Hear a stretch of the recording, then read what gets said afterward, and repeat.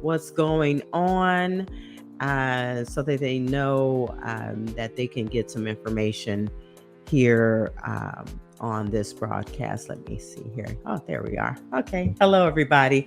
Alicia Mayo here again from Clari-T Media. Thank you so much. Clari-T Media is about human stories and grassroots solutions. And tonight, I want to offer a solution to the questions that many people have asked me and asked the African American Reparations Advisory Committee members without knowing what's in the report. Now, you can read the report yourself by going online to www.sfreparations.org. There's the website address on the screen there. Again, you can go to that website and you can look through the menu and you'll find the report in the menu. Okay. Download it. Make sure you have lots of paper available and lots of ink in your ink jet or cartridges on your printer, because it is the first report. It's about 60 pages. Okay. It's a pretty extensive report, and I've downloaded it here, all the pages, and we're reading through it. If you can't download it or print it yourself, or if you don't want to do it, I understand it's a lot of reading and it's a lot to try and understand. And as I read through it, I will invite the African American Reparations Advisory Committee members, including the chair, Eric McDonald, and the vice chair, Ms. Tanish Hollins, and other committee members to join me uh, after the reading is all done, so that we can sift through this report and get a better understanding about some of the contents. I would like to also invite those of you who are watching and tuned in to join us on the steps of San Francisco City Hall on March 14th for a rally before we present, or before the African American Reparations Advisory Committee presents the reparations report number 1 to the San Francisco Board of Supervisors and to the Honorable Mayor London Breed of San Francisco. They will present the first report, this report that we're reading. They will present that to the Board of Supervisors to be reviewed by the board and to be considered to send to Sacramento to the governor for further consideration and policy. And hopefully it will become legislation and policy this year. That is my hope. That is my hope. It should definitely be a part of the California push for reparations, and that is taken up by Dr. Shirley Weber. Look her up, as well as other really important policy and legislative members and people who are interested in making reparations for San Francisco and for Californians who are Black, who have African American roots, and a long history of contributing to or contributions to California and San Francisco. Okay, so now let's get into the report. Now, during the last reading, I left off on page 30. Okay, I lost my way through all of the pages, but nevertheless, I did find my way, and I left off on page 30. So that's where we're going to pick up tonight, from page 30 of the San Francisco African American Reparations Advisory Committee report number 1.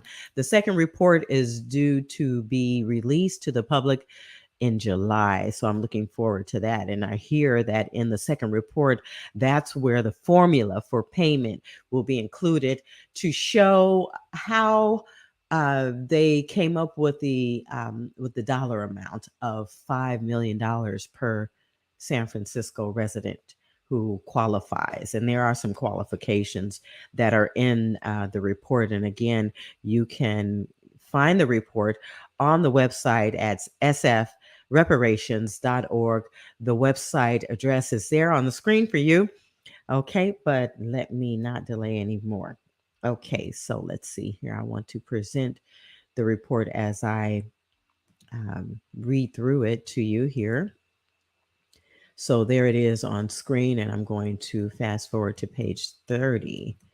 Okay, so we're getting through the report. I took a few days off to prepare for a very important conversation that I'm having tomorrow afternoon. I will share the conversation with you all a little later, but it is an extremely important conversation that I am proud to be recording tomorrow afternoon. So I took a few days off to prepare for that. But now let's continue with the reading. We're on page 30 and we're on section 8, and it is titled Eligibility for Reparations. There is a checklist here, and let me go down the checklist of who qualifies or what the eligibility requirements are to receive reparations in San Francisco.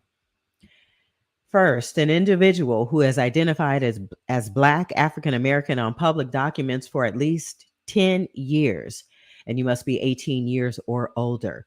You must also have at least 2 criteria from the following list.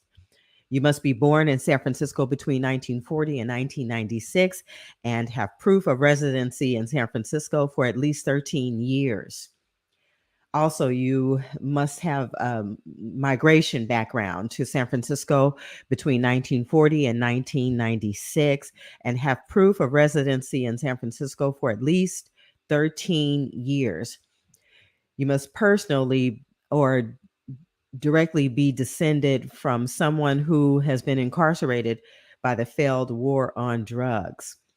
Also, you qualify if you also have a record of attendance in San Francisco public schools during the time of the consent decree to complete desegregation within the school system.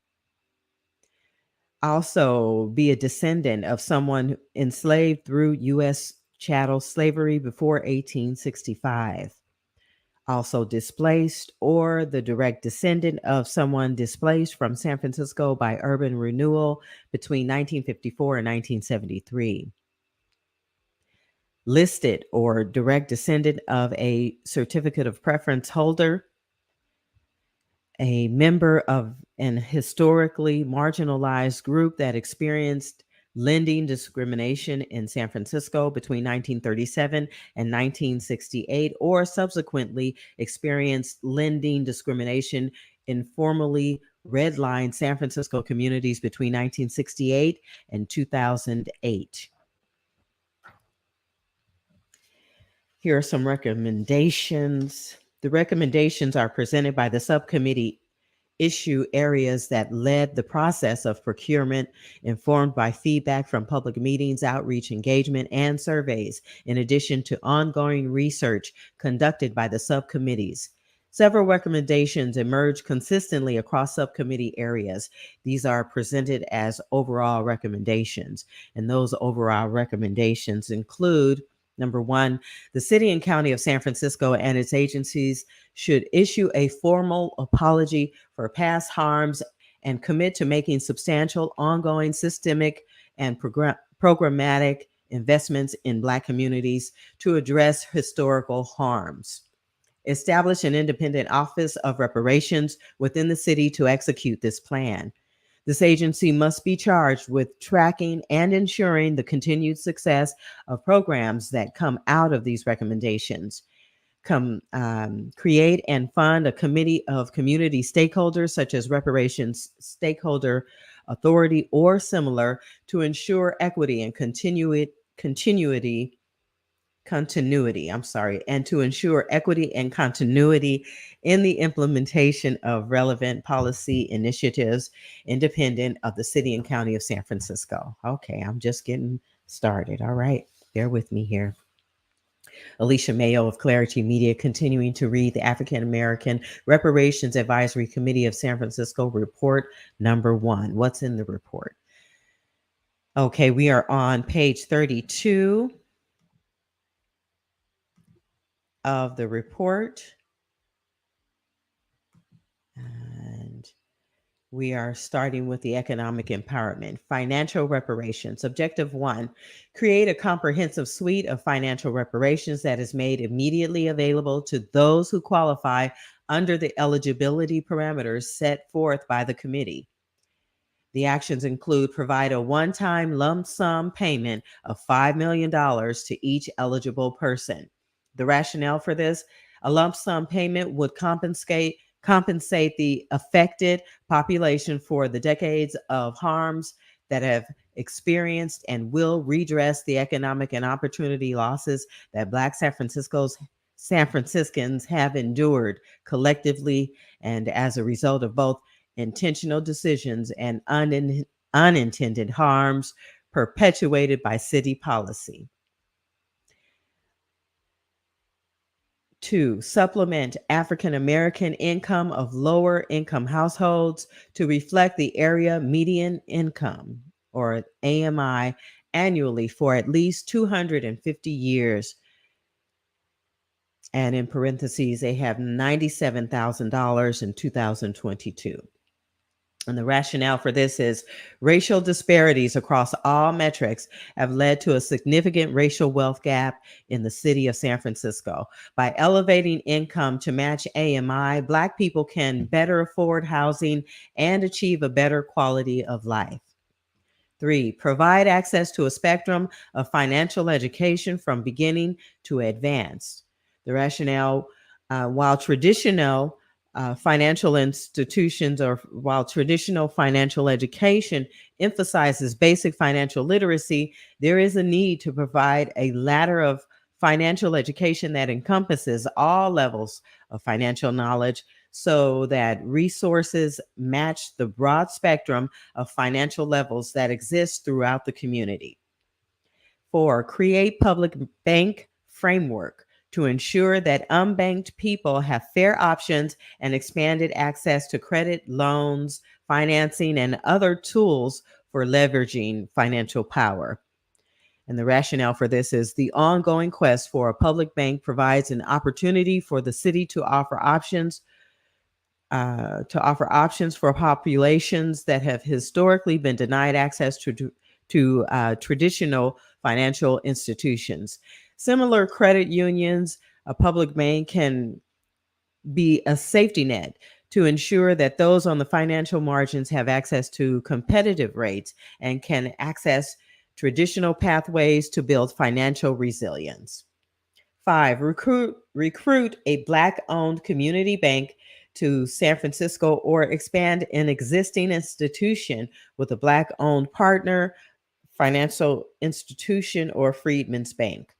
While the public bank framework is targeted toward marginalized communities broadly, a Black owned community bank or credit union must allocate Community Reinvestment Act funds from banks that are specifically earmarked to meet the credit needs of low and moderate income communities and invest them in the communities they are intended to benefit, and increase lending in Black business owners and homeowners in Black communities.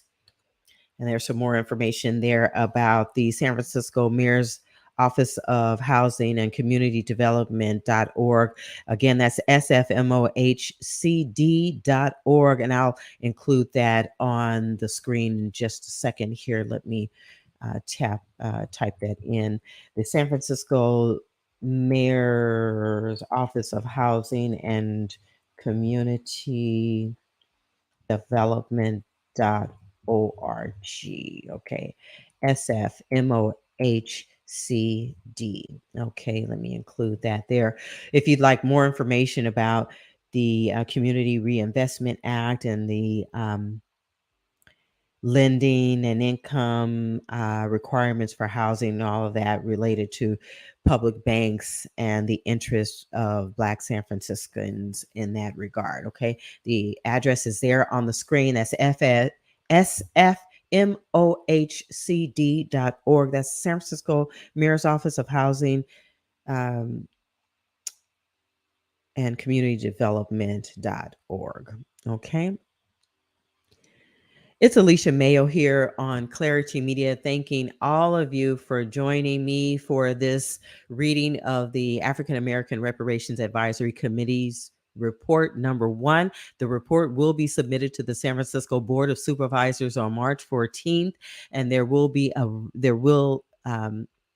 rally held at 12 noon on the steps of San Francisco City Hall before the report is submitted to the mayor and the board of supervisors, to the honorable mayor of San Francisco, London Breed. All right. Thank you again for joining me here on Clari-T Media, Black women-owned media. Nobody else does it the way I'm doing it. I'm proud to be a part of the Dream Keeper Initiative, narrative storytelling and narrative shift cohort. And this is my contribution to educating us on what is in this report. It is a 60-page report. This is the first report that is being submitted by the African American Reparations Advisory Committee. They've done a lot of work to create this report, and we are on page 33. So let's continue now with the report. Okay, we are picking up on page 33. Let me move to the next page. We are at the section 1.6, just above 1.6. Okay, we're continuing. Offer additional grants to supporting Black people in historically redlined neighborhoods or who have been denied banking options from other financial institutions. Offer alternatives to traditional credit scores or other means of qualifications, including matching or augmenting community giving frameworks. And support fair and equitable appraisals for all types of transactions. Now we're at 1.6. Finance a comprehensive debt forgiveness program that clears all educational, personal, credit card, payday loans, etc. The rationale for this: Black households are more likely to hold costlier, riskier debt and are more likely to have outstanding student loan debt. When this is combined with lower household incomes, it can create an inescapable cycle of debt. Eliminating this debt gives Black households an opportunity to build wealth. 1.7, offer retirement planning services and services available to augment current retirees' financial state, particularly for low-wage workers. The rationale for this: those who have already reached retirement age have undoubtedly endured racial discrimination. 1.8, introduce tax credits for those who qualify for reparations, payroll tax, business tax, property tax, etc. 1.9, create a Black reparations trust or other entity that can accept funds for the sole purpose of investing in Black communities. Such an entity should allow donations from individuals and corporations who want to give their land, real property, or financial assets to the reparations effort, and I hope they do. B, explore and create structures and pathways to mitigate tax consequences for recipients of reparations funds. Yes, no tax on reparations. Create mechanisms for enforcement and accountability for all activities related to reparations. We're at 1.10. Create legal structures to protect those who receive reparations from financial speculators or predators, including court, block accounts, and trust accounts. And there's the rationale, given the history of financial institutions preying on underbanked communities, and especially given the vulnerability of subsets of this population, such as seniors and youth, this body recommends putting legal parameters and structures in place to ensure access to funds and to mitigate speculative harm done by others. Now we're moving on to page 33 and 34 and the subject of rental housing and home ownership. Objective 2, ensure that all members of the affected community have access to affordable, quality housing options at all income levels.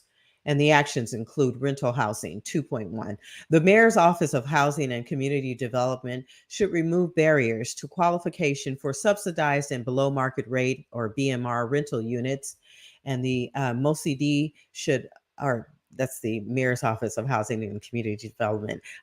We call it MOCD. Okay, MOCD should offer first choice for rental units to those who qualify for reparations, and the city should cover any cost differentials that may serve as a barrier to qualifications. And the rationale for this: housing is a human right, and increasingly, even BMR units are unattainable for renters because affordability thresholds are too high to be affordable to those with moderate or low incomes. By removing these barriers and or subsidizing rents for those who qualify, the city creates expanded opportunities for people to access rental housing. Home ownership 2.2. Guarantee continued funding for the Dreamkeeper Down Payment Assistance Loan, or DK-DALP, and convert the program from a loan to a forgivable grant over the course of 10 years, which shall be offered to eligible reparations recipients regardless of income.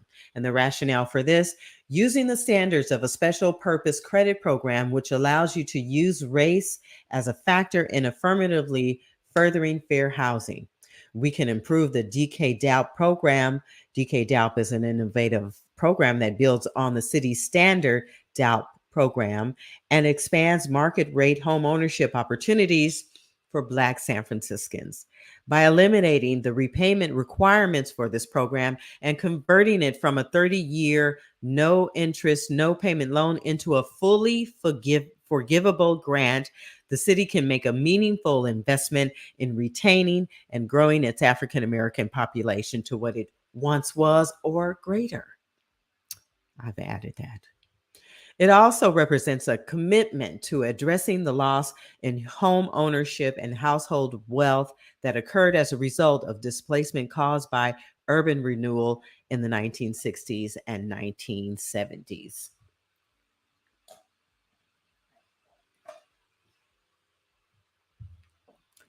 Two point three. The city and county of San Francisco should cover additional monthly costs, including homeowner association fees, parking fees, etc., related to housing stabilization in new constructions. And the rationale for this: many available home ownership opportunities are in condominiums or tenancy in common, or TIC, buildings that incur additional monthly costs in addition to the standard principal, interest, taxes, and insurance costs. Home ownership associations, or HOA fees, can add hundreds of dollars to monthly costs and act as an affordability barrier for property ownership. This recommendation would allow more people to access these housing opportunities by minimizing financial barriers. The city and county of we're on 2.4, excuse me. The city and county of San Francisco should underwrite costs associated with refinancing existing mortgage loans. And the rationale for this: mortgage refinancing allows homeowners to lower their monthly mortgage costs. Assuming the costs associated with this expands this opportunity to a larger pool.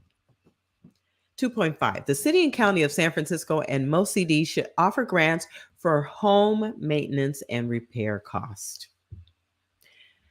Good evening, everyone. Alicia Mayo here of Clari-T Media. Thanking all of you who are tuned in for the reading of the reparations report. Thank you so much for joining me for this reading.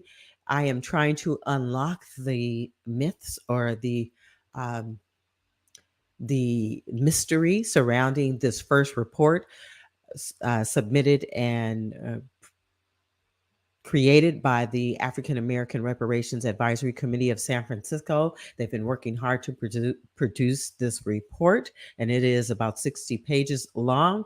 It will be submitted to the Mayor of San Francisco, Honorable London Breed, and to the Board of Supervisors of San Francisco on March 14th. And just before that presentation, Black San Francisco will gather on the steps of San Francisco City Hall to rally for reparations for Black San Francisco. So please join Black San Francisco. That is including myself.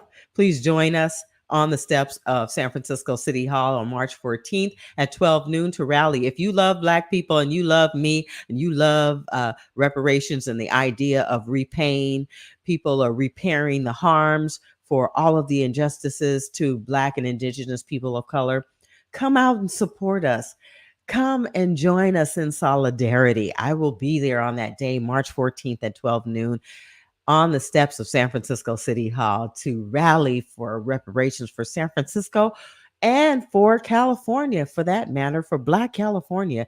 This is a grassroots movement and effort being done by average citizens and politicians and really key important people who have voices.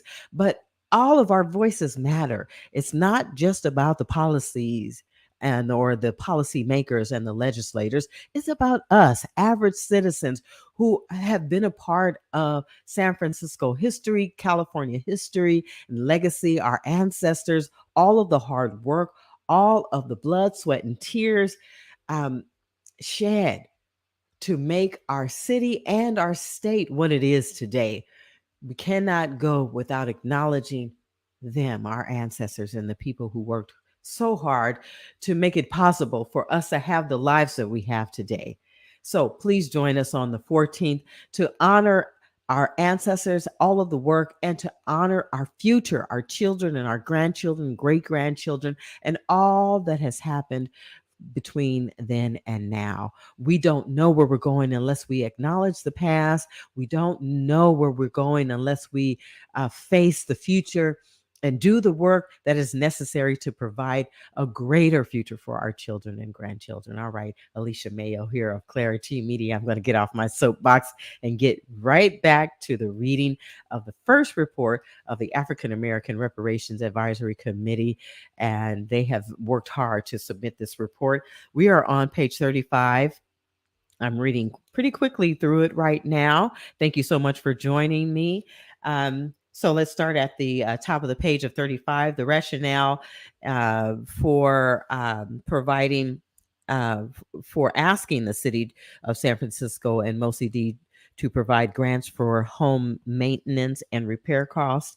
The rationale for that is existing senior home repair programs offer a model for maintenance and repair grants, but this program needs to be expanded for all homeowners who qualify for reparations. Okay, I guess it's pretty limited at this point. Now let's move on to 2.6.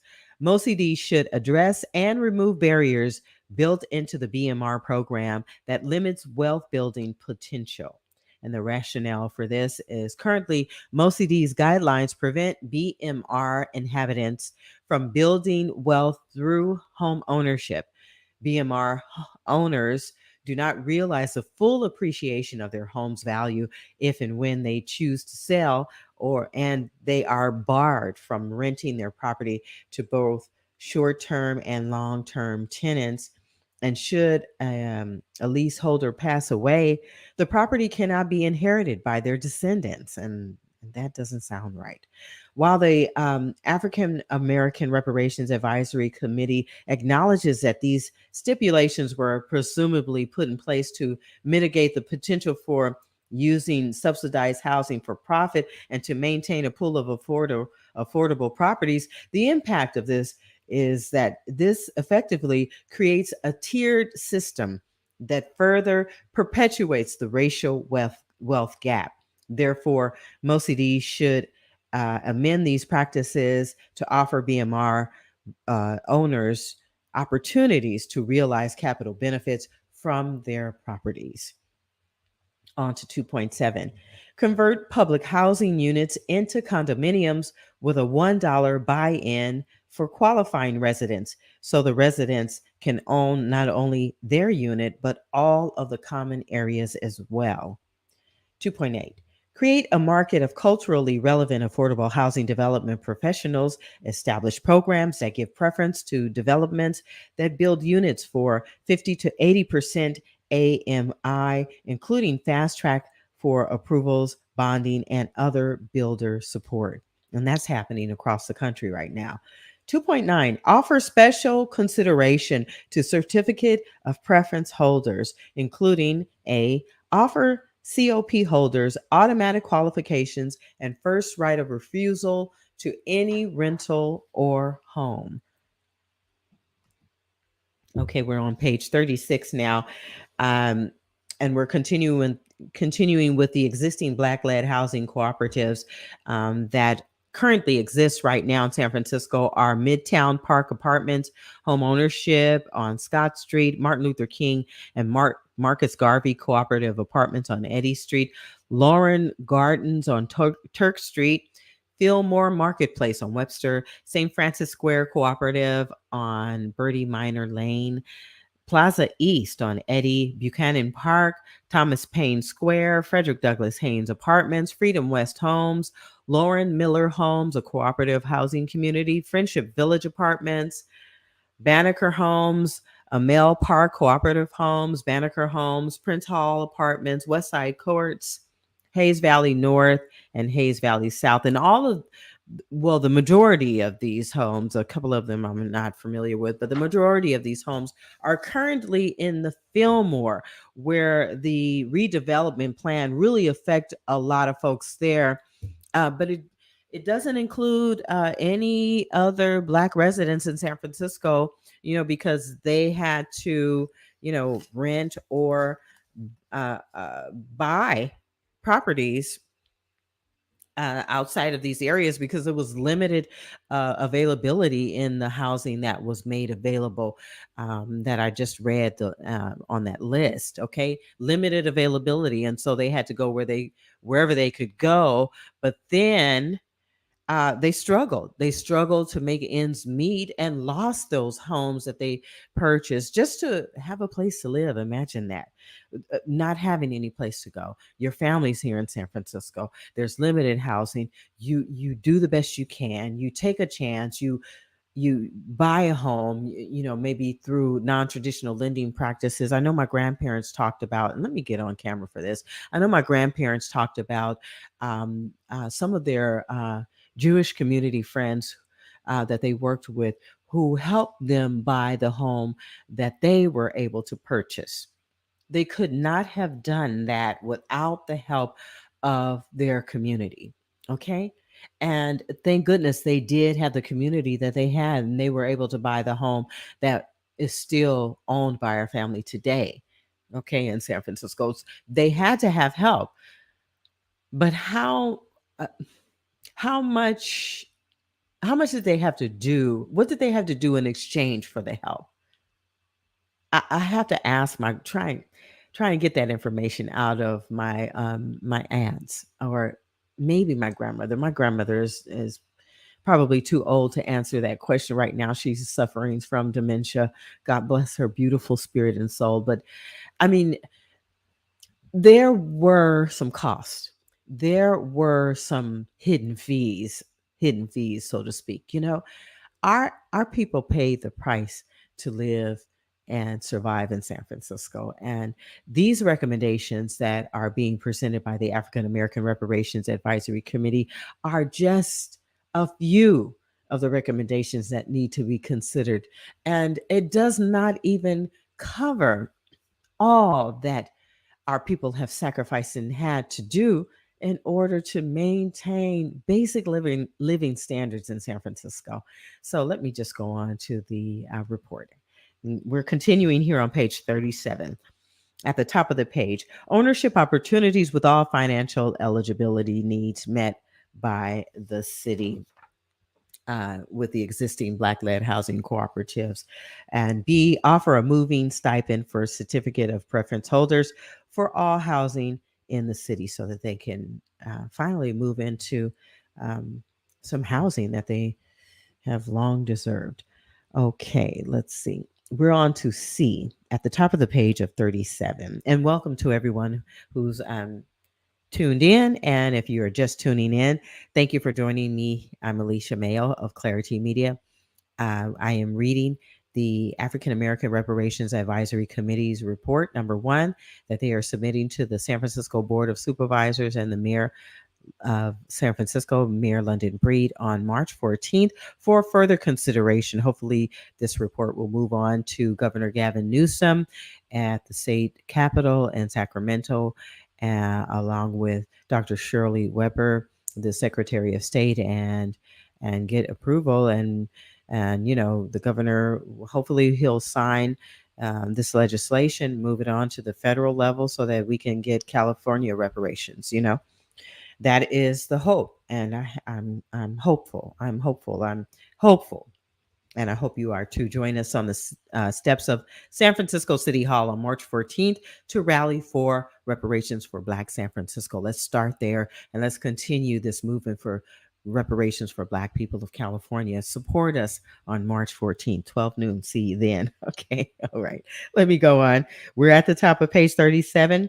We are on B. We're on C, actually. Letter C, create transparent and user-friendly methods for people to check their certificate of preference status. D, eliminate the housing lottery process for COP holders. E, ensure that the descendants of COP holders are able to access the same benefits that were offered to their parents or grandparents that their ancestors would have received. F, fund awareness campaign and augment staff to locate COP holders and their descendants. E, ensure that the COP has a monetary value with a baseline of 2 times the average cost of a home in San Francisco. And we're at section 2.10. Section 8 voucher holders apply the entirety of actions 2.9 to section 8 voucher holders as well. 2.11, establish and provide at least 5 years of initial funding for a community land trust governed by Black residents to procure and develop properties in target neighborhoods. In addition to housing, this land trust would own commercial and retail properties, investing particularly in vacant storefronts along commercial corridors in Black cultural districts like the Southeast sector on 3rd Street, and would also offer flexible leases at discounted rates to African American tenants. 2.12, make all residential vacancies of 3 or more months immediately available to Black homeowners or renters as part of the COP, Section 8 voucher holders and or reparations recipients. The rationale for this, according to a 2022 report from the Office of the Budget and Legislative Analyst, there are 61,000 vacant housing units in San Francisco. This is the highest number of vacancies since 2010. These vacant units should be offered immediately to unhoused residents and then offered to COP recipients, Section 8 voucher holders, or reparations recipients. Now on to spatial justice, cooperatives, and community space owners in the middle of page 37. Sorry, I'm moving on now. Okay. Objective 3, support and promote collective home ownership models and non-traditional pathways to home ownership. The actions include 3.1, promote the development of new and continued growth of existing Black-led housing cooperatives by taking actions to expand available opportunities, including incentivize Black home ownership within Black-led housing cooperatives by subsidizing purchases in cooperative communities. B, make renovation grants available to existing Black-led housing cooperatives. Offer Black-led housing cooperatives tax credits and to offset property taxes. Seed Black-led housing cooperatives with an initial 5 years of operating expenses. We're on letter E. Create easier pathways to establish housing co-ops and provide public funding to do so. Waive fees associated with converting housing typologies. For example, converting a multifamily home to a tenancy in common or TIC or condo in eligible co-op communities. Okay, so let's move on to page 38. Thank you so much for joining me. If you have any questions about the reparations, the African American Reparations Advisory Committee's report number 1 that I'm reading currently on page 38, please include your comments or questions in the comments stream or comments on LinkedIn, on YouTube, on Facebook, and on Twitter. I don't think I've missed anyone. Yeah, you can find this recording on Clari-T Media's platforms or on my Facebook page, I'm Alicia Mayo, or on my LinkedIn page, I'm Alicia Mayo, or on my Twitter page, I'm Alicia Mayo under Radio TV Queen Alicia. Okay, look for me there. Support, subscribe, like, and share this report reading with your friends and families or anyone who may be affected by San Francisco reparations. They are coming, in my opinion. Okay, we're on 3.2. Dedicate significant funding and resources to restore and preserve historic landmarks, cultural centers, murals, and other vital assets of importance to San Francisco's diverse Black communities across all neighborhoods in the city. Objective 4. Create and sustain thriving, complete neighborhoods that include commercial activity, open spaces, safe streets, and affordable housing for Black San Franciscans in order to address the impact and legacy of displacement in the redevelopment era. Objective 5. Create vibrant community hubs and support cultural institutions centered on the Black community, for example, 1550 Evans, Fillmore Heritage Center, African American Arts and Cultural Complex, San Francisco African American Arts and Cultural District, and others identified through community outreach. And the actions. 5.1, we're in the middle of page 38. Purchase and run Black historical focused community centers and cultural institutions, or expand city departments, such as the public library, to provide these services. And the rationale for this: civic investments in cultural institutions play an important role in formally solidifying a community's performance in the city. For example, the Schomburg Center for Research in Black Culture in Harlem is a world renowned research institution affiliated with the New York Public Library. In addition to maintaining archives and other traditional library services, the Schomburg Center acts as a cultural hub in the community and hosts public programs, events, and exhibitions. The Schomburg attracts scholars, researchers, and community members alike, thanks to its notable collection and storied history in the neighborhood. Currently, there is no similar public institution in San Francisco dedicated to the Black community.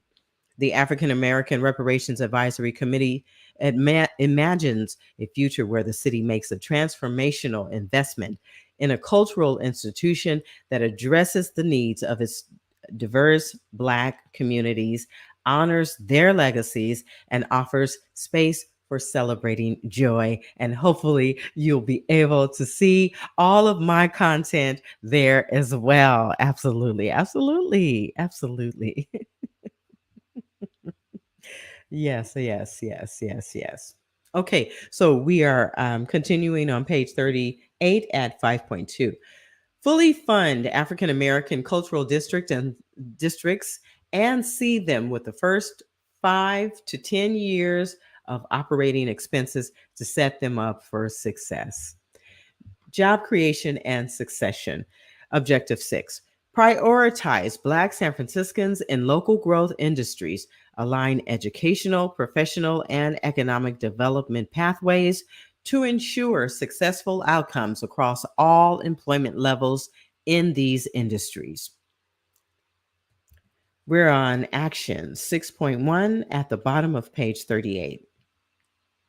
Expand opportunities for all to include more positions in city government so that government employment represents a viable pathway for attaining job security and economic mobility.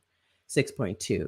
Improve the city and county of San Francisco's Department of Human Resources to ensure accountability and consequences for racial discrimination. 6.3. Create grant opportunities for internships to ensure Black people have access and can take on unpaid internships, which have a positive impact on creating industry knowledge and getting hired. 6.4. Prioritize members of Black San Francisco's current and past African American communities for employment opportunities, training programs, professional certifications, partnerships, and contracting. Additionally, Create dedicated placement services to assist both experienced, mid career, and entry level candidates. And we are on page 39. We are at the middle of the page of 39, and we are reading Black Business Home Ownership and Entrepreneurship. Objective 7, to support Black entrepreneurs and to ensure that Black owned businesses thrive in San Francisco.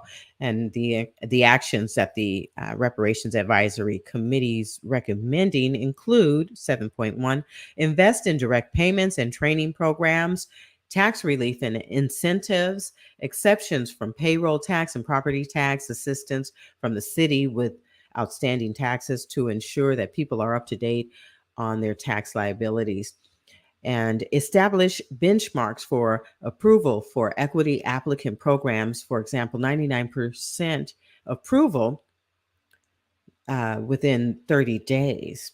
Those eligible for reparations should receive prioritized licensing for all services. Through the Economic Trust and Land Trust, create industry campuses which house industry incubators, potentially including international business hub, fostering international trade, and foster trade with diaspora partners. Manufacturing business hubs, Black PDR hubs, a cannabis hub, culture, journalism, and media hub. Amen to that.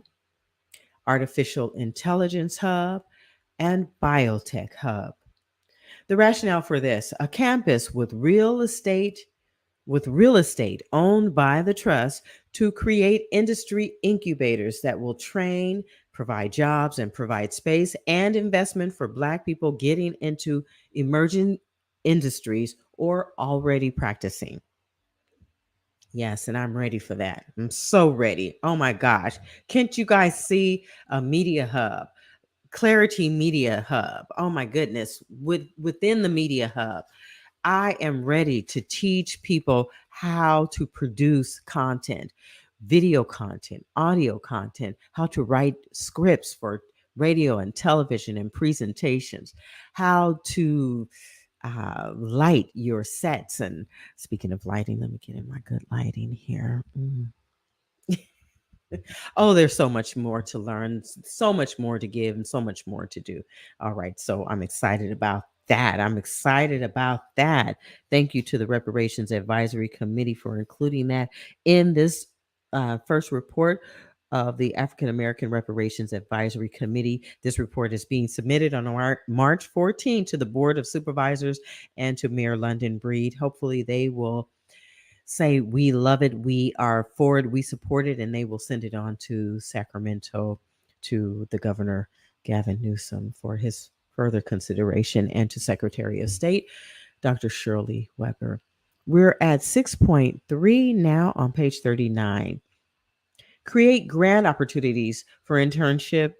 We already read that. I'm sorry. We're on to 7.1. Invest in direct payments and training programs, tax relief. Oh, we read that too. Oh, goodness. I'm just moving right along through all of this. Oh, this is so exciting.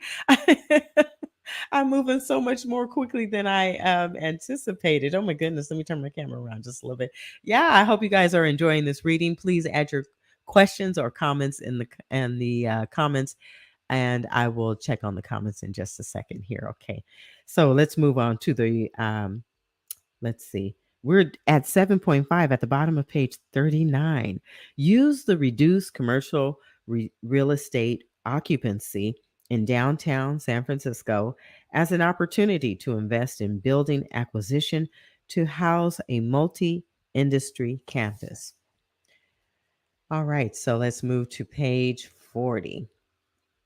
Objective 8, fill funding gaps for Black entrepreneurs and expand opportunities to access capital, including actions 8.1, bolster foundation support and San Francisco government financial grant programs for entrepreneurs and business owners. 8.2, use the city's existing legacy business rent stabilization grant program as a model for creating a grant loan program for Black business owners to purchase commercial real estate.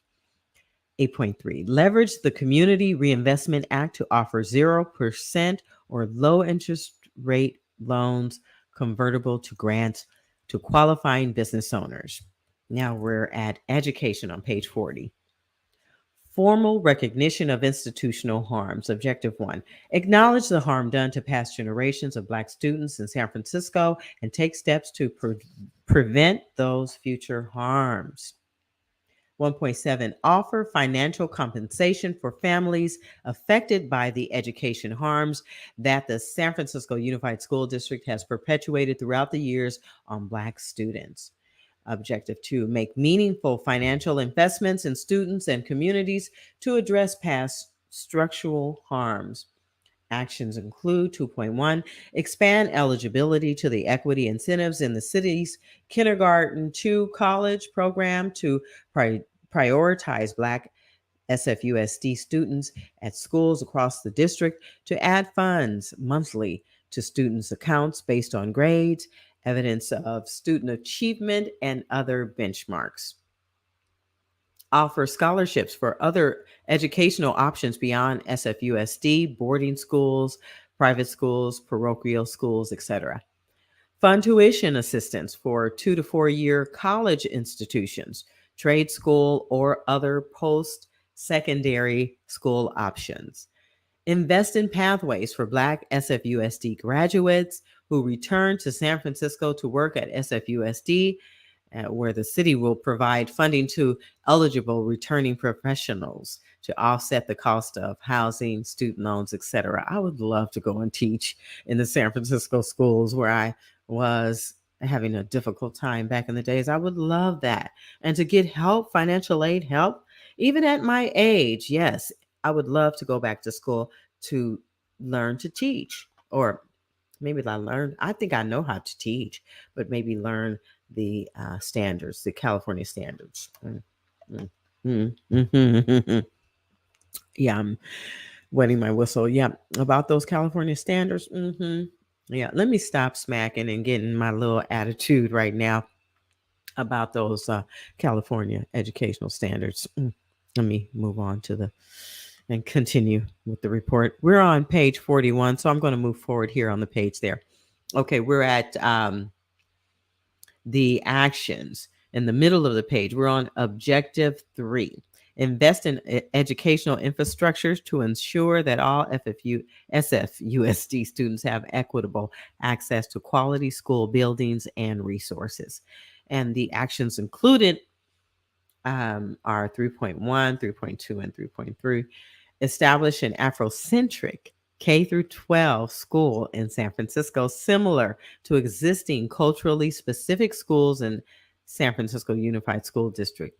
Study innovative public school models such as Cleveland, Ohio's I Promise School to implement best practices for urban education and pedagogy, and in a brand new K through 12 school built intentionally for African American student enrollment. And I would like to acknowledge Kingmakers of Oakland. Yes, another great model for education. Kingmakers of Oakland with all of those great folks. Yes, definitely. Cannot exclude them.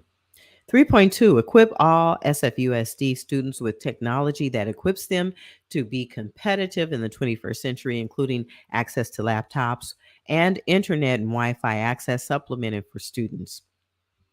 Establish a satellite historically Black college or university, HBCU, campus in San Francisco. Woohoo for that. That's amazing. Create an incentive package and facilitate relationships with the technology sector to attract an HBCU with the intentions of strengthening the pipeline into the technology industry. Yes, yes. Yes, I want to give a shout out to my Zachary Mayo, my youngest son, who is interested in technology. Yes, that would be perfect for my son. Yes.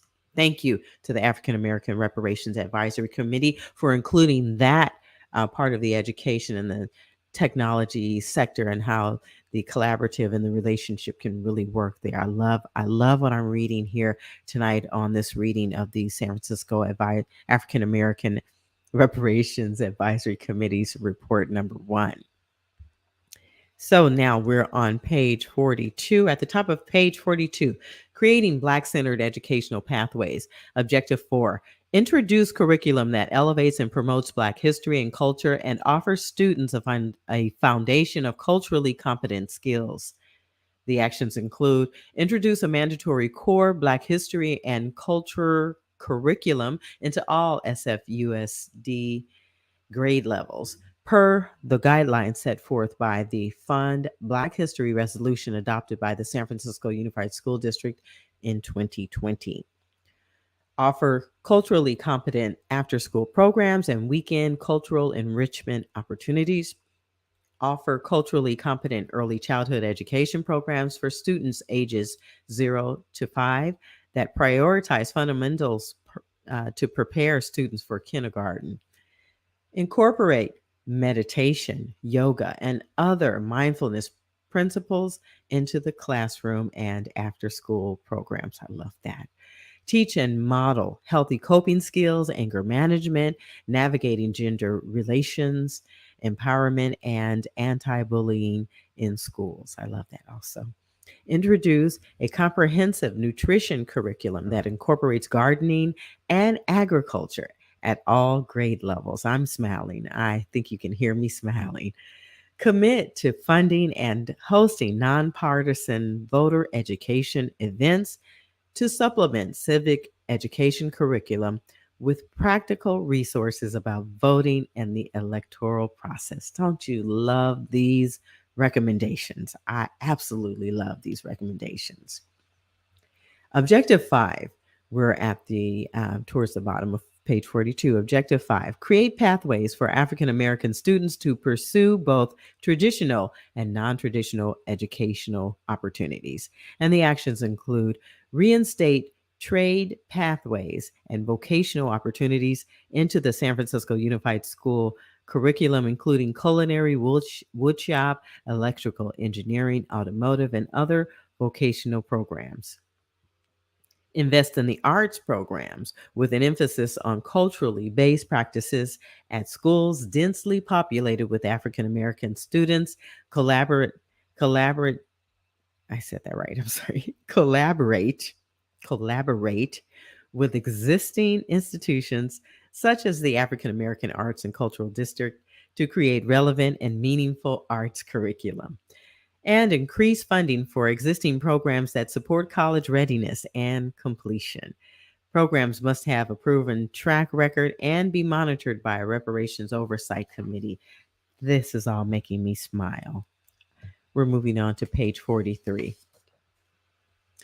And we are reading the recommendations for the educational reparations ask. Within this first report produced by the African American Reparations Advisory Committee. Now, this report is not just about $5 million. This is about real long-term reparations that will affect generations to come. And this is what we are talking about when we say reparations is not just about the money, okay? So we're at 5.4 at the top of page 43. Increase funding for existing programs that support one-on-one tutoring, programs that must have a proven track record and be monitored by the Reparations Advisory or Reparations Oversight Committee.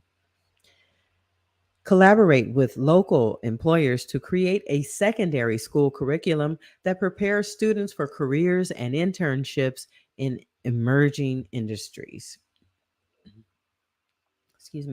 Provide scholarship funding for students to pursue supplemental educational opportunities inside and outside of San Francisco. Include a requirement for students to bring their talents back to San Francisco to prevent further regional brain drain.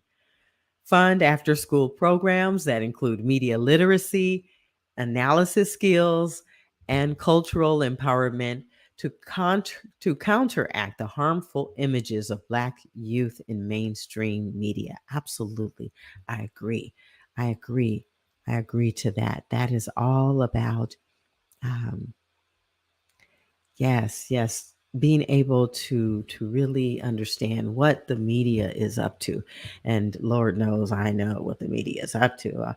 Once upon a time, I was part of the media, the mainstream media, but now, as a Black owned media owner, it is my duty to promote and produce positive, um, progressive images and content that I can be proud of, and that my children and grandchildren can also be proud of. So, yeah, amen to that.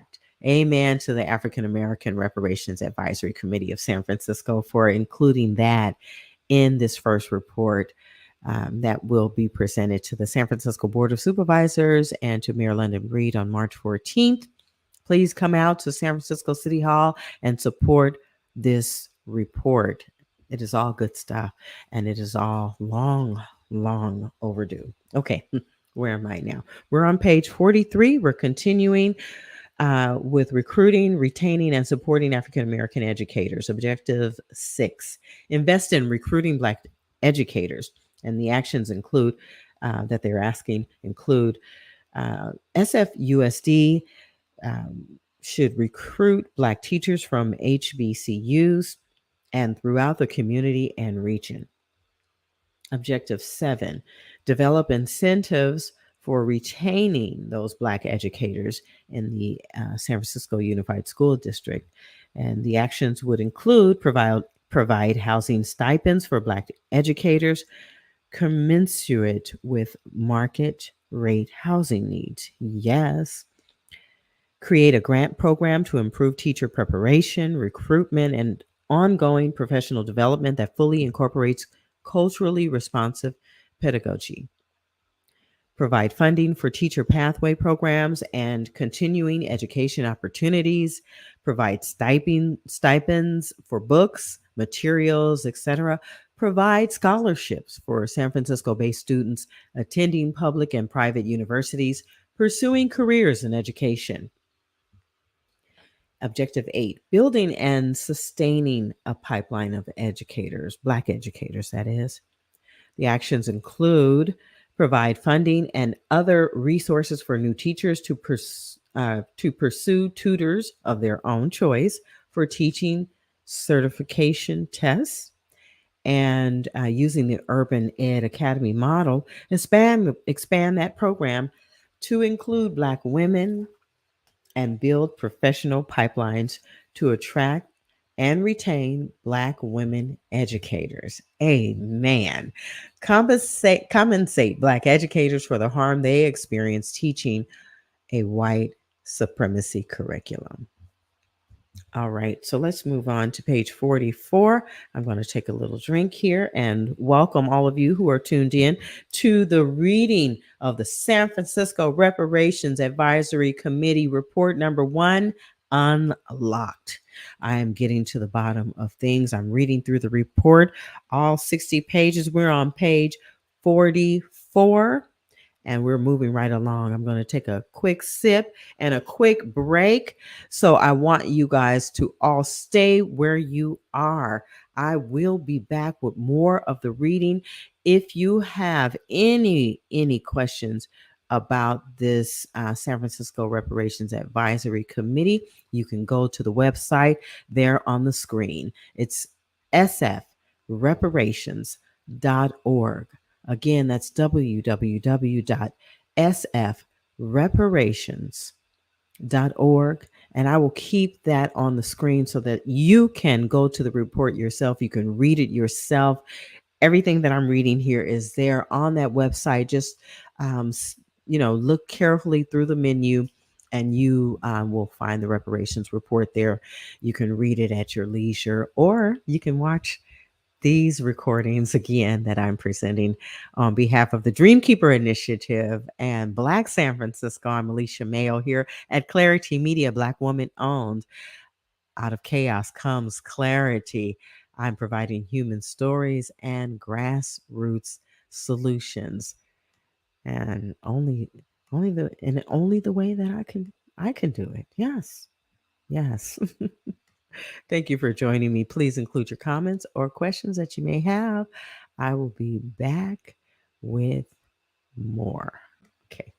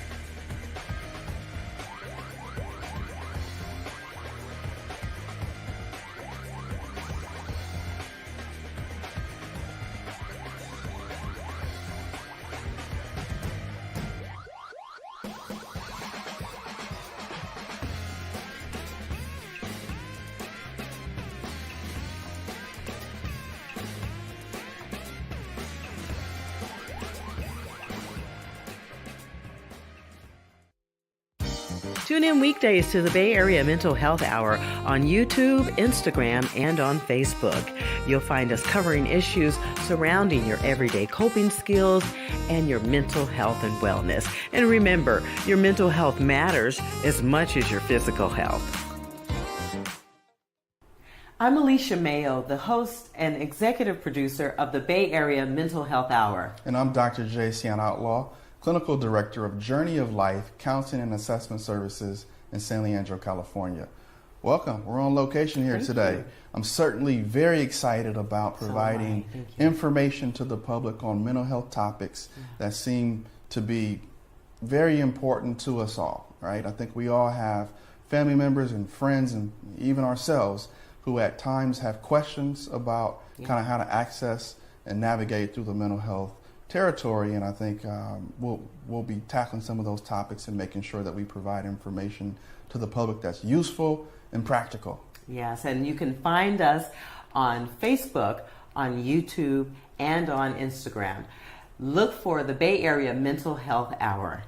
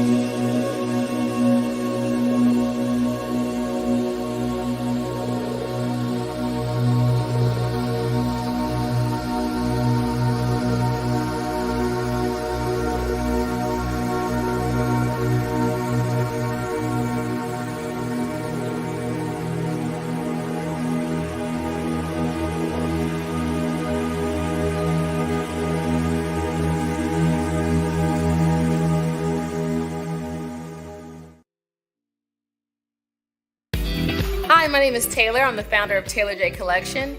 We are a women's contemporary clothing brand located right here in Oakland, California. The journey of a woman comes with many changes, and that's why we are very intentional about all of our designs and collections. We make sure to provide elevated comfort, sustainability, versatility, and of course, style. If you're in the Bay Area, come by, say hi, and take some comfy pieces home to add to your closet. Shop with us online at taylorjcollection.com.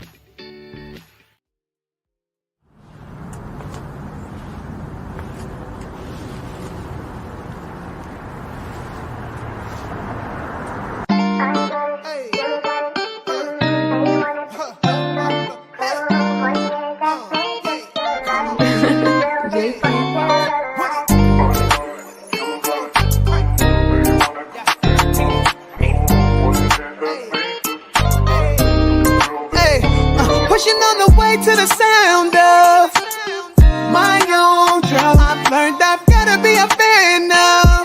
Hey, my own rhythm. If you can't see the greatness in me, I don't know what you see. If you do not believe in me, I'm asking you to leave. You can't see what you've done to me. Yes, I disagree. There's way more to me. I'm leveling up and you've got to face it. Yeah, it's time you acknowledge all of my greatness.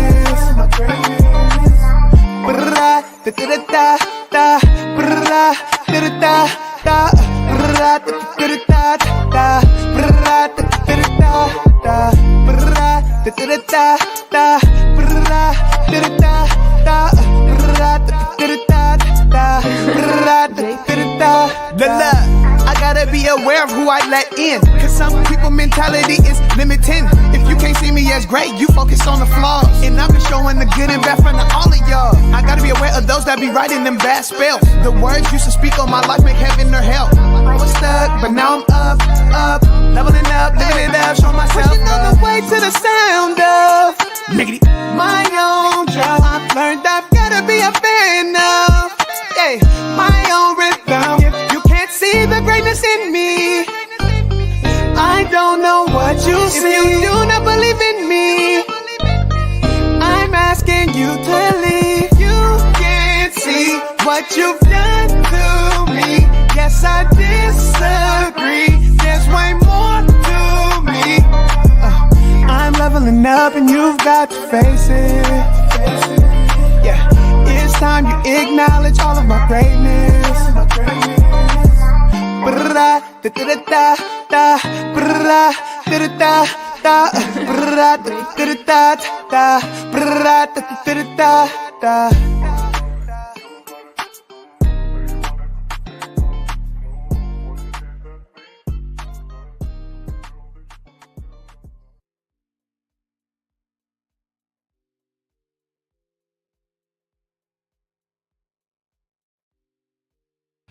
All right, everybody. That was my guy, Love More, out of Oakland. I love me some Love More. You got to love him too, because that young brother is doing his thing. And Miss Taylor J of Oakland. Yes, my dear. Miss Taylor J. Beautiful clothing for sale for beautiful women. And I just want to acknowledge Mayor London Breed for supporting Miss Taylor J. I remember the broadcasts that I would produce, that included all of her wonderful work. And hi, everybody. I'm here. I'm actually here in the background. Um, yeah, I would share Taylor's ads because it's all about supporting each other. Here in the Bay Area, there there's just a handful, two handfuls of us, right? And so we must. There's no excuse why we cannot support our own. Okay. And by including her content and her beautiful designs, it is my contribution and my way of supporting Taylor J. And it is my way of supporting that wonderful artist, that beautiful young spirit, Love More out of the East Bay. He spreads his love all across the Bay Area, and he does it in his own unique way. And all of his music and messaging is so positive and so fun and just so full of life that I continue to support him no matter what.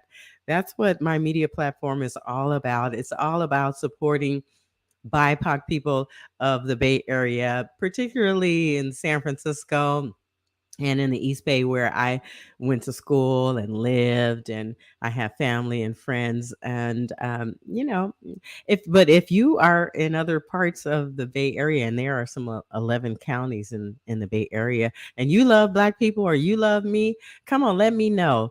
Say something in the comments so that I can see that you actually love me. Prove it to me. Prove it to me by showing up on the steps of San Francisco City Hall on March 14th with me as I rally and shout for Black reparations in San Francisco because they are long overdue. My ancestors and my family worked long and hard for the money that they never received, for the housing opportunities that they never received, that we have never received, for the educational opportunities that we have never received, for the employment, justice, and equality that we still have not received. It is real, people. This is not just something that we want because we're lazy and we don't want to work. We have worked and we have paid dues. Our people have worked and paid dues and not been paid. Do you can you imagine that? Can you imagine going to work for free every day, getting up in this cold weather and going to work and not being paid for your work? The discriminations continue, and they don't continue with just white businesses and white folks. We treat each other that way. There are Black owned businesses discriminating against Black people today. I am a victim of it most recently. And I'm not calling any names, but let me tell you the discrimination, the injustice, the inequality, the unfair treatment continues. How will I recover? If I can't afford an attorney to take somebody to court to recover what I worked for, what happens? Nothing happens. I go without compensation and fair treatment. I have to suck it up and move on, go find another job or get on unemployment and barely make ends meet. That's a reality for not just me, but for thousands and thousands of Black people in San Francisco and in California. We are due reparations, and the harms should not be continued by others or by us. I'm going to get off my soapbox. I'm going to get off my soapbox. I had a little something to drink. I hope that you are enjoying this time with me here as I read through the African American Reparations Advisory Committee's report number 1. Okay, there are 60 pages of a report. Lots of work has been done to produce this report so that the Secretary of State and so that the Governor of California, Governor Gavin Newsom, so that they know and understand what we are asking for and why we are asking for it, so that they get a clear understanding of the harm that has been done, so that they can then move it from state policy to federal policy, so that all Black people get reparations eventually. That is the goal. That is the goal. Okay. So for now, I'm reading through the San Francisco report for reparations. This report is unlocked because I am taking it upon myself to read through the report. It is a lot to read and a lot to understand. And hopefully, the Reparations Advisory Committee members, like the chair and the co-chair, Mr. McDonald, Eric McDonald, and Ms. Tanish Hollins, hopefully they will follow through on their commitment and on their promise to sit with me and to sit with us here on a live stream in the future after we read through this report. I'm planning to read through the report before the 14th, before we go to the steps of City Hall to rally for reparations. We're going to complete the readings, and then we're going to sit down with the chair and the vice chair to talk about this report, to ask questions about the report. So please include your questions or comments in the questions and comments streams on, or go to the comments wherever you find comments. If you're on YouTube, if you're on LinkedIn, if you're on Twitter, if you are on Facebook, please include your questions and comments. And of course, I will let you guys know when the chair and vice chair will be joining us here for the reading. But I will be collecting your comments and questions, and I will pose them. I will promise to pose them to the chair and vice chair so that you can definitely be heard. So I want to add the report to the stream now. Let's see. Let me take this off here. Okay, there we are. We are on page 44, and we are at the top of page 44, interrupting the school to prison pipeline. The objective is to offer creative, community informed options to support students who are most at risk of becoming involved in the criminal justice system. And the actions include work in consultation with the district attorney and public defender's office to implement a cash incentive program similar to Richmond's Office of Neighborhood Safety and Gun Violence intervention model. That offers a stipend to those who are at risk of becoming involved in or who are at risk of being justice involved for achieving educational benchmarks like degree completion. Okay, interrupting that that school to prison pipeline. 9.2 on page 44. Introduce city college programs designed to provide access to degree programs while incarcerated and to ease the transition into educational pathways upon release. Partner with the California State Department of Corrections and Rehabilitation and the San Francisco County Jail to provide alternative pathways to college degrees while incarcerated through non-traditional instruction programs. For example, mail-in packets, tablets, correspondence training, and programs, etc. I like that. Objective 10, invest in holistic, comprehensive wraparound services for San Francisco Unified School District youth and their families. The actions should include supporting the San Francisco Department of Public Health in creating a criteria for therapy within the school district to focus on trauma stemming from gun violence, war zones, and post-traumatic stress disorder or injury. That should be added because injury is a temporary situation that can be repaired.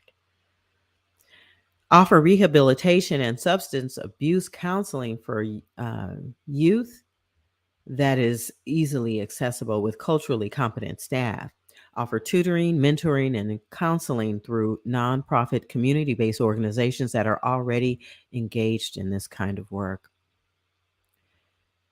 10.4, increase access to in-school mental health resources and wellness practices, including funding to introduce mindfulness practices to all schools densely populated with African American students. Additional full-time therapists at all schools densely populated with African American students, free access to therapy, school-based expressive arts programs, fund programs like Rafiki Coalition to do school-based therapy and provide therapy for Black San Francisco Unified School staff as well. We're moving on to page 45. Introduce services that Introduce services that introduce socio-emotional learning and intelligence and counter narratives to harmful messages that youth often receive. So let me just sift through this wonderful sentence. Introduce services that introduce socio-emotional, okay? Social emotional learning, like emotional intelligence, like how to resolve conflict intellectually, and in smart ways, in ways that promote positivity and expanding relationships. And counter narratives, the narratives that are anti-Black narratives and anti-human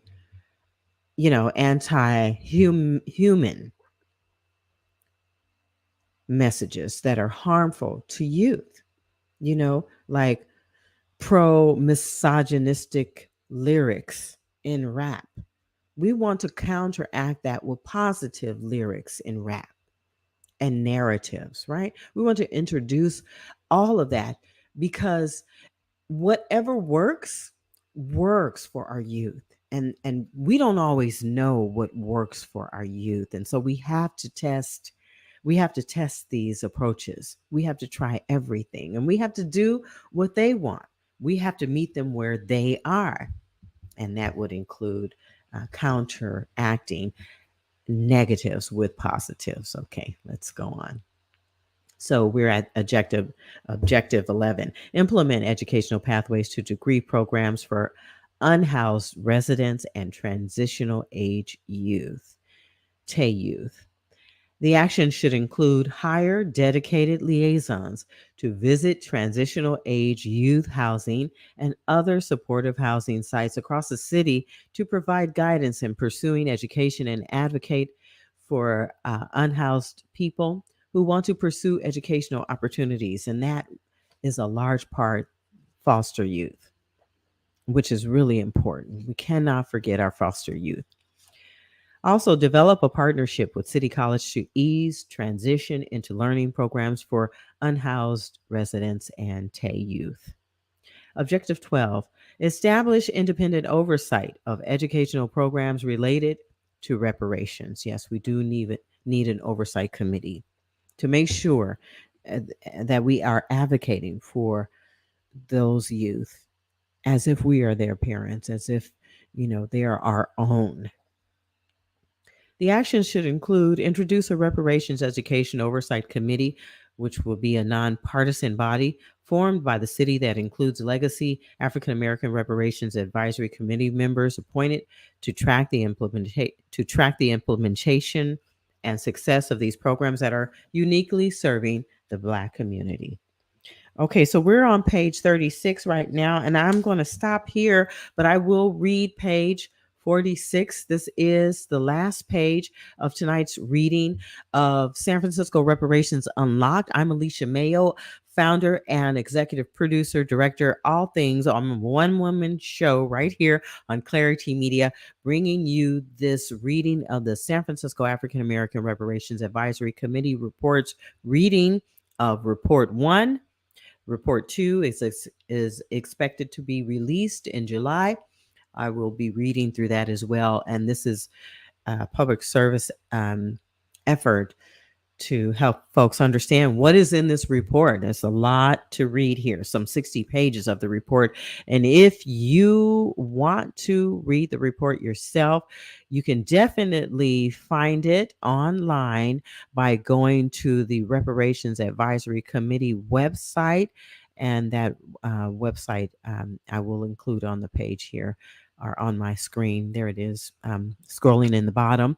It's sfreparations.org. Go to sfreparations.org to retrieve the first report produced and authored by the San Francisco African American Reparations Advisory Committee.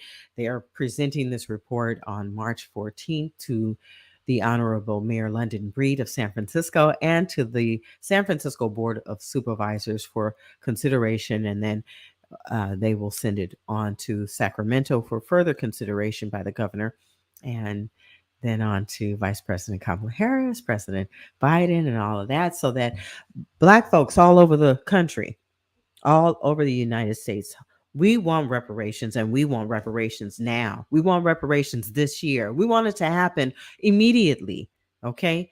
But we're going to start here in San Francisco. We're going to move it through the state of California for Black San Francisco, on behalf of Black San Francisco, for Black California, and reparations for Black California and across the United States. Okay, all right, okay. Off my soapbox. On to page 46. At the top of page 46, we are starting the subject of health with objective 1. Acknowledge the insult, assault, and intergenerational harm caused by the city and county of San Francisco as it relates to the mental, physical, and environmental health of Black San Franciscans. The action should include issue an official apology. Official apology. We want an official apology from the City and County of San Francisco and the San Francisco Department of Public Health on the historic failure to adequately improve the social determinants of health for Black San Franciscans due to structural racism, which has had lasting and long generational impacts to the mental, physical, and environmental well being for Black residents. I cannot say that. I mean, I can read that over and over again because we know how deeply rooted the harm is and how it shows up. How does harm show up?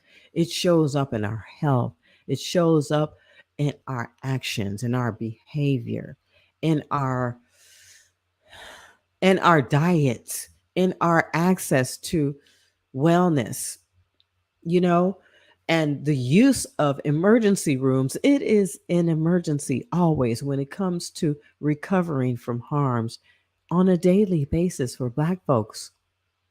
Yes. 1.2, publicly commit to the restoration for ways that racism has caused insult to Black humanity and manifested in both visible and invisible trauma through the means of compensation, restoration, and rehabilitation. Investigate and hold health and wellness institutions liable for the racial trauma and harm they have inflicted on African American communities and require them to be financially accountable and mandated to contribute to a San Francisco reparations fund. Review, audit, and improve city departments and policies responsible for community health and ensure public, philanthropic, and city funding that is allocated toward Black health is appropriately and equitably spent. Objective 2, address and reduce health disparities by investing in structural, long-term solutions to the social determinants to health.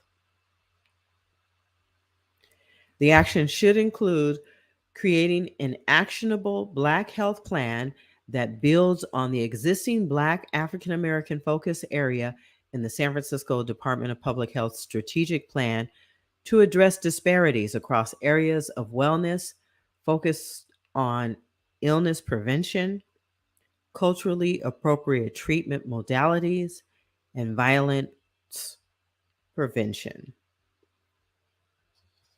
Build or adequately resource neighborhood based clinics in communities with high concentrations of African Americans.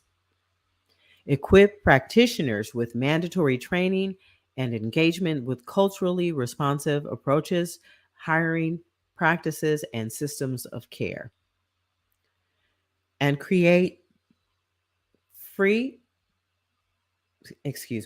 create free educational pathways to recruit, train, and retain Black healthcare professionals with stipends, student loan forgiveness, and or affordable housing for Black physicians and registered nurses working in San Francisco's Black neighborhoods. Can you see it? Can you see it now? I can see it. Oh, this is wonderful. Thank you to the San Francisco African American Reparations Advisory Committee for doing the work to create this first report for us, Black San Franciscans. Thank you. And last, 2.5, the last action that they're asking for is that San Francisco provide funding to San Francisco public schools, African American churches, and other community spaces to increase culturally appropriate access to wellness, nutrition, education, health screening, and other health resources. This is wonderful work, wonderful work, wonderful work. I've read 15 pages tonight of the San Francisco African American Reparations Advisory Committee's first report that will be submitted on March 14th to London Breed. of San Francisco. Yes, she is the 44th mayor of San Francisco. I am proud to be a San Francisco resident who is seeing reparations and history in progress. I am proud to see it happening. It is happening and it will happen for us because it is only right. It is the right thing to do. It is the thing that we can do. We have the resources to do it. We have the legislators to push the uh, the legislation forward based on all of the work that the groups of residents and the people on the ground and grassroots organizers like the San Francisco African American Reparations Advisory Committee. Yes, they've done tremendous work to create this report and to provide all of the details and all of the reasoning for why Black San Franciscans deserve reparations. I'm Alicia Mayo of Clari-T Media, thanking all of you for joining me here tonight for this reading of the report. The first report, the second report is expected to be released to the public in July. And at that time, I will download it, print it, and read through it as well.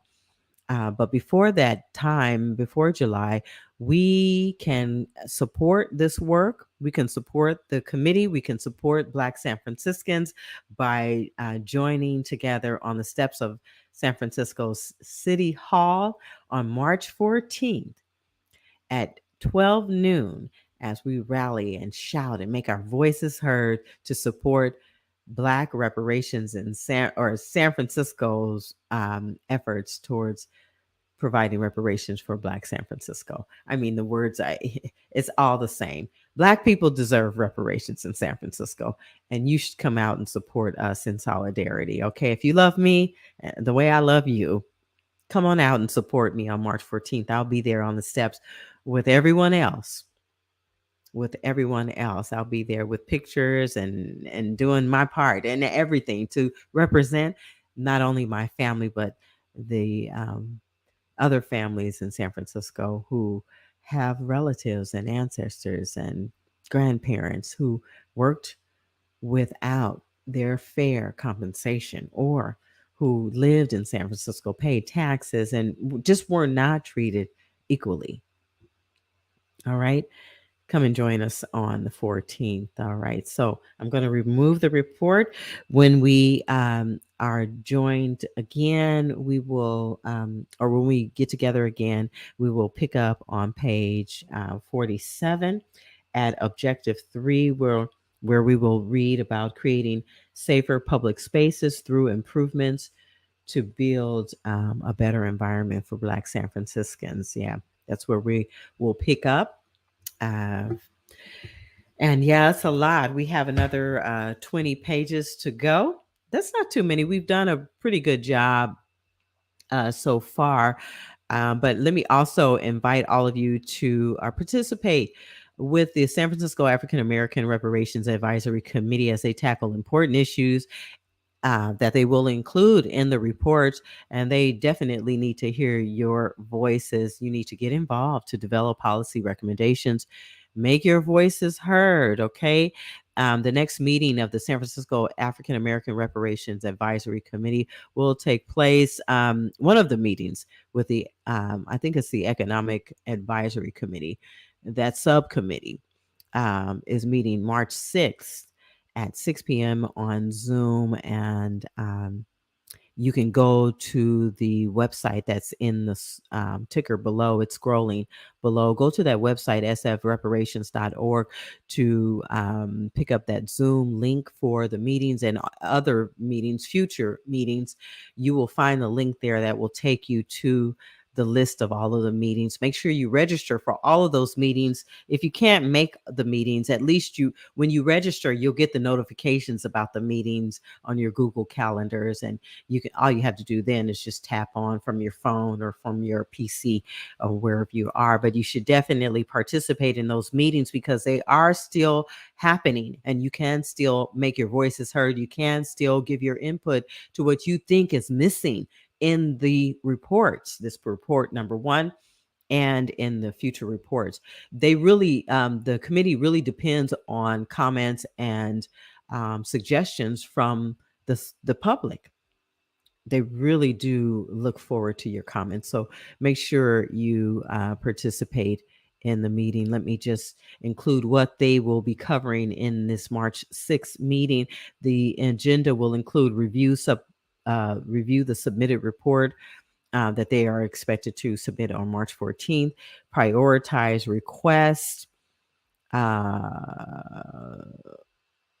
They will review the Board of Supervisors meeting that's happening on the 14th again, and they will cover outreach and community-based organizations and other Black groups of all types.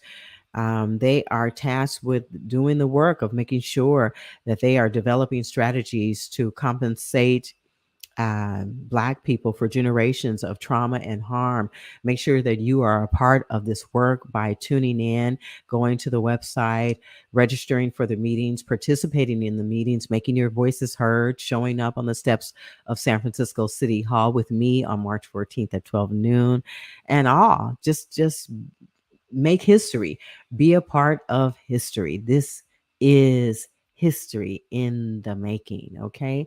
Just want you to know that we are making history. Okay. So this is Alicia Mayo of Clari-T Media.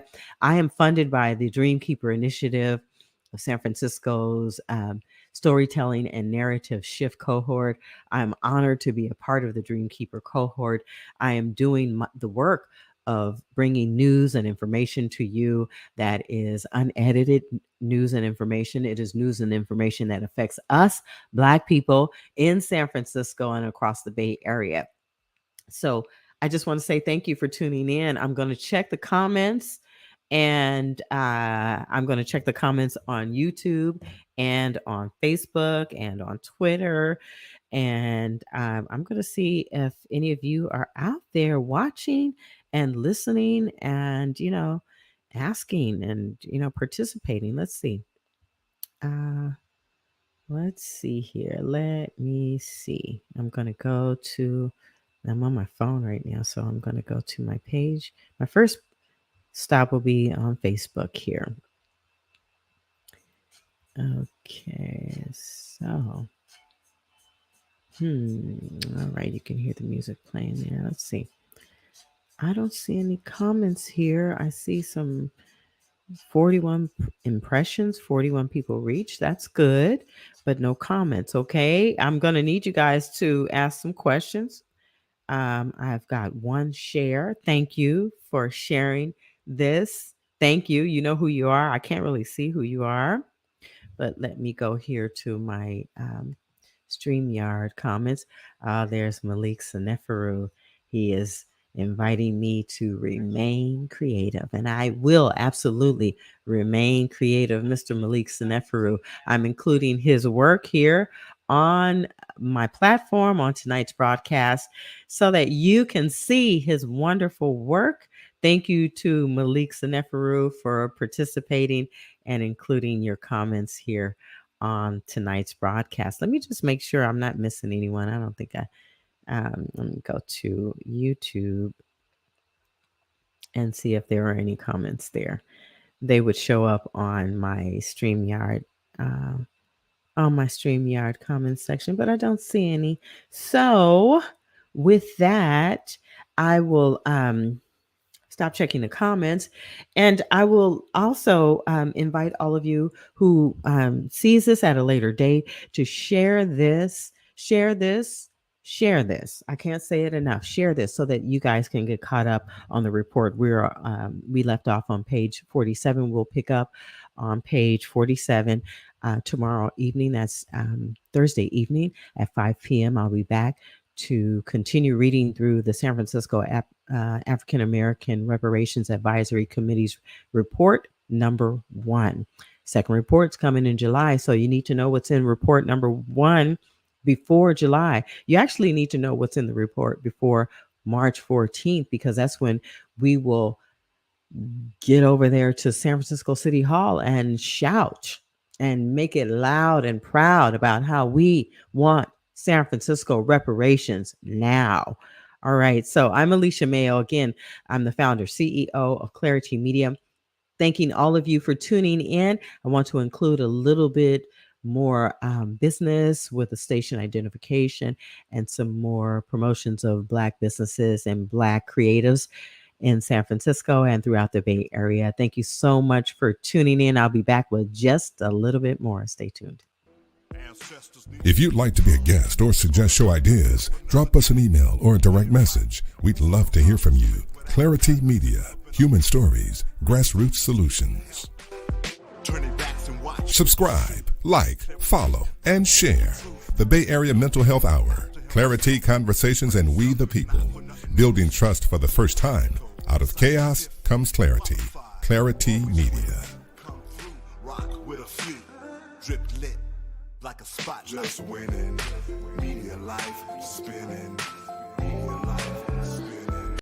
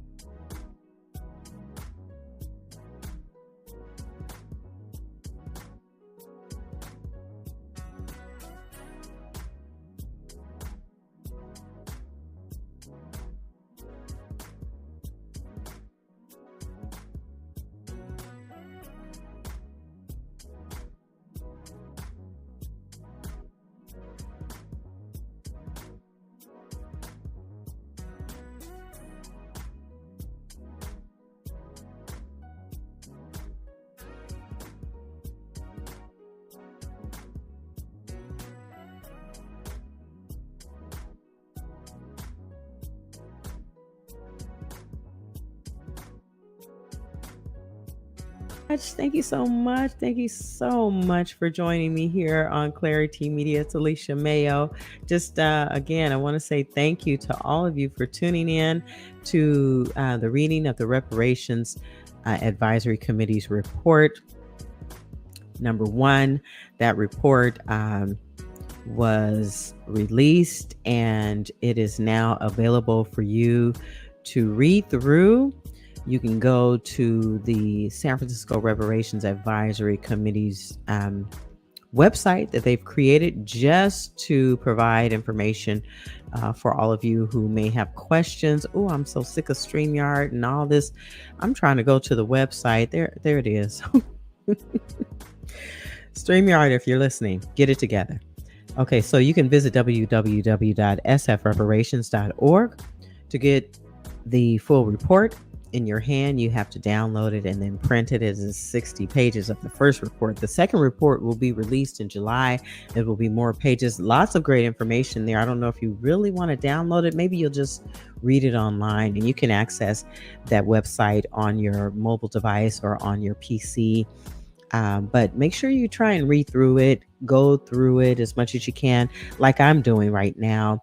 I'm reading through it as much as I can. If you heard me read about something and you had some questions about it, you want to replay it, go to the recordings on YouTube or on Facebook. If you're a Facebook friend of mine, if you're on LinkedIn or on Twitter, you can find these readings on all of those platforms. You can rewind those readings and listen to them again as many times as you wish. Please add your comments or questions so that I can pass those comments or questions on to the chair and the vice chair of the African American Reparations Advisory Committees. I will have them on after we are done reading the report. I'm going to read tomorrow again at 5 p.m. and I'm trying to hurry up and get through the report before the 14th, when we will be on the steps of City Hall rallying in support of San Francisco reparations. Okay. But I'm trying to read through it quickly so that I can have the chair and the vice chair on to answer our questions and to dig deeper into the report. Okay.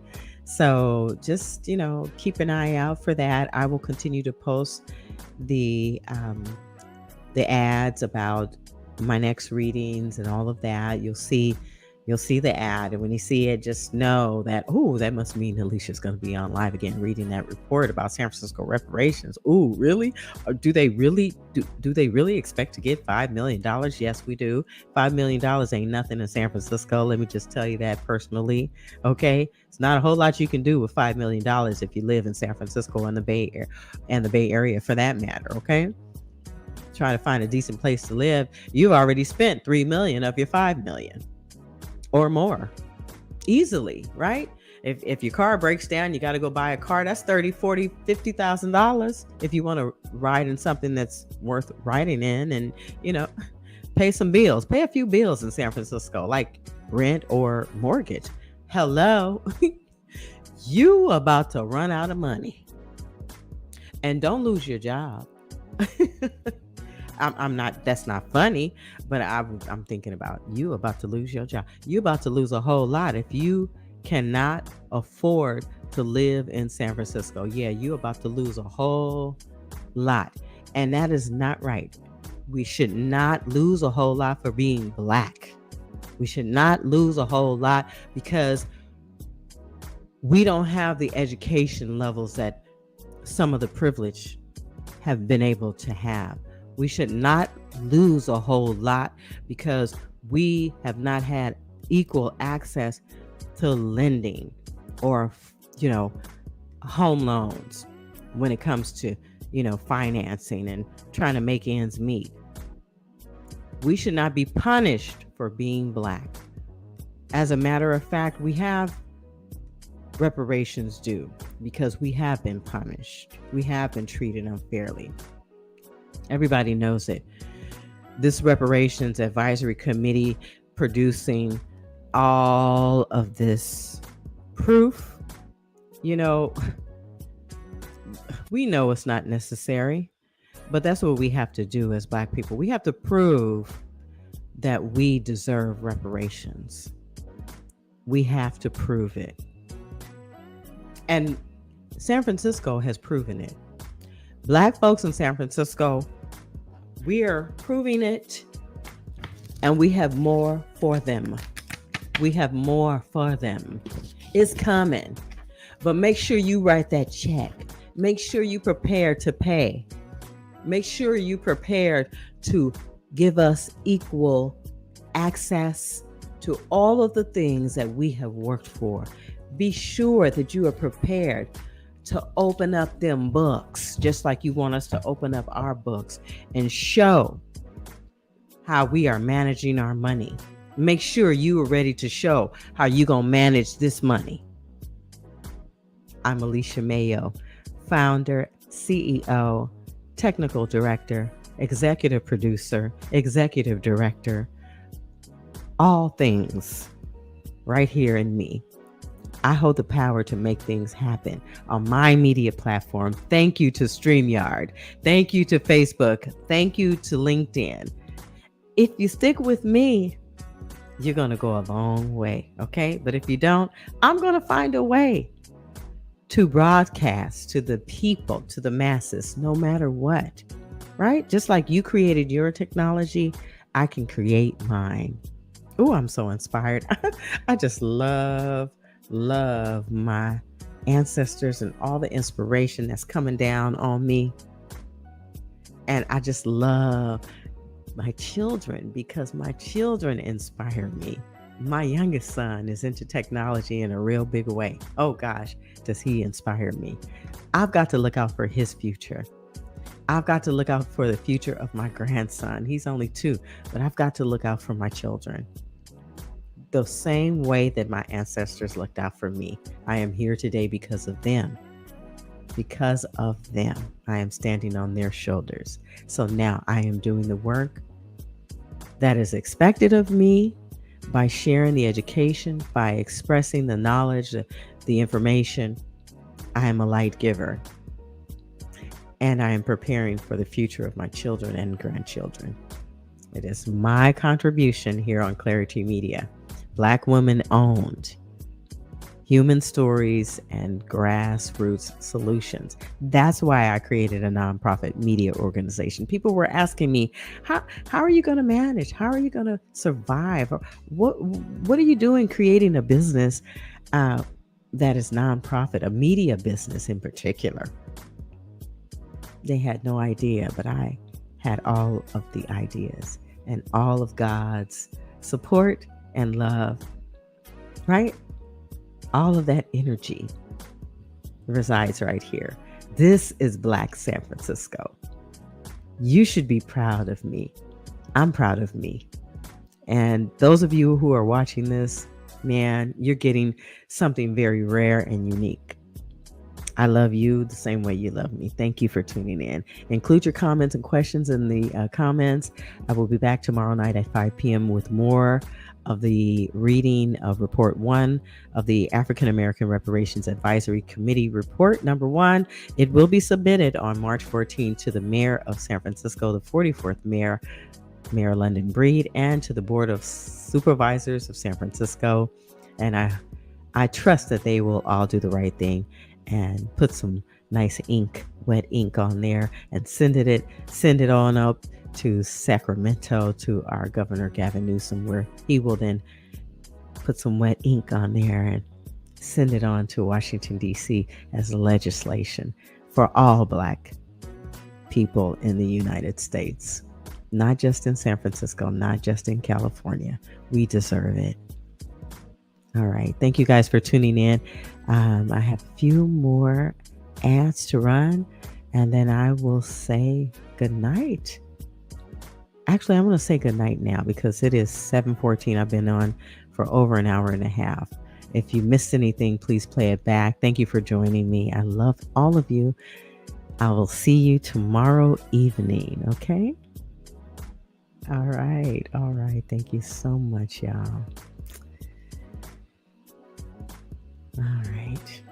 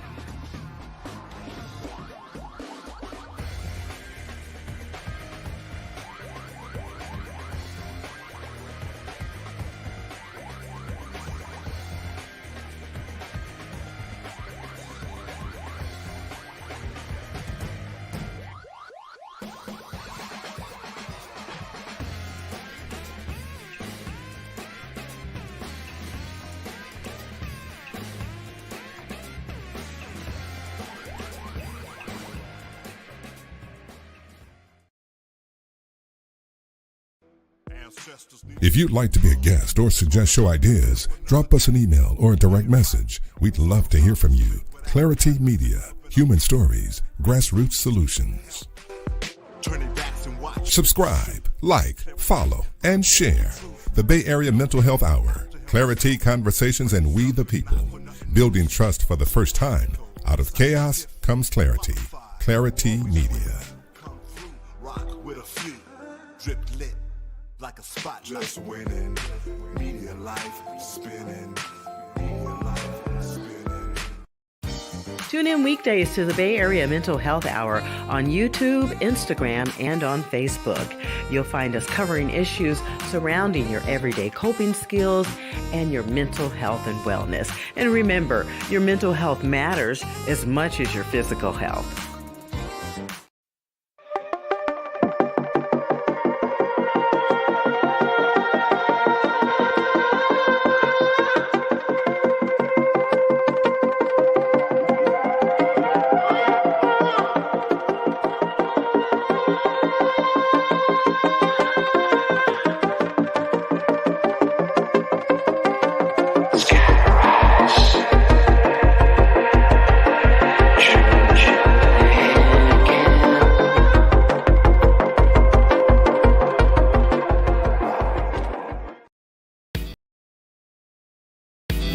Hi, my name is Taylor. I'm the founder of Taylor-J Collection.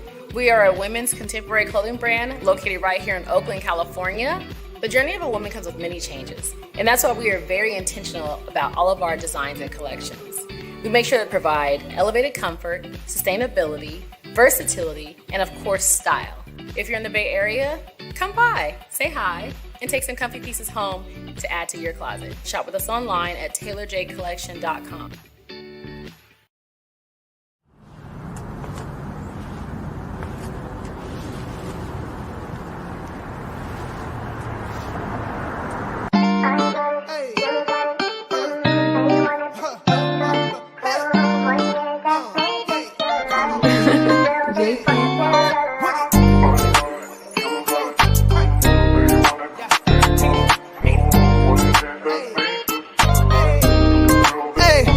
Pushing on the way to the sound of my own drum. I've learned I've gotta be a fan of, my own rhythm. If you can't see the greatness in me, I don't know what you see. If you do not believe in me, I'm asking you to leave. You can't see what you've done to me.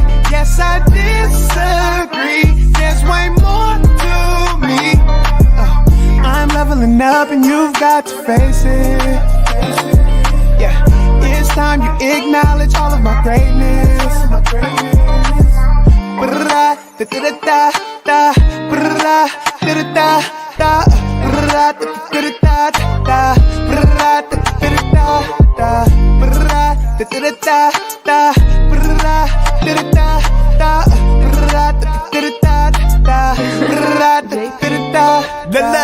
I gotta be aware of who I let in, cause some people mentality is limiting. If you can't see me as great, you focus on the flaws, and I've been showing the good and bad front of all of y'all. I gotta be aware of those that be writing them bad spells. The words used to speak on my life make heaven or hell. I was stuck, but now I'm up, leveling up, living it up, showing myself pushing on the way to the sound of my own drum. I've learned I've gotta be a fan of, my own rhythm. If you can't see the greatness in me, I don't know what you see. If you do not believe in me, I'm asking you to leave. You can't see what you've done to me. Yes, I disagree.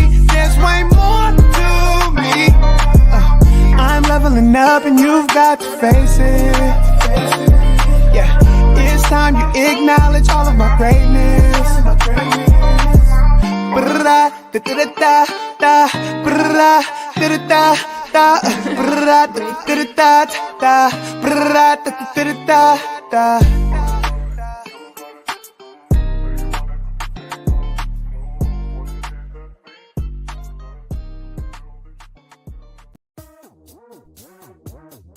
Show your support for Black-owned media with a tax-deductible contribution today. And don't forget to visit Clari-T Media's Tech and Swag store for gear and supplies. Thank you.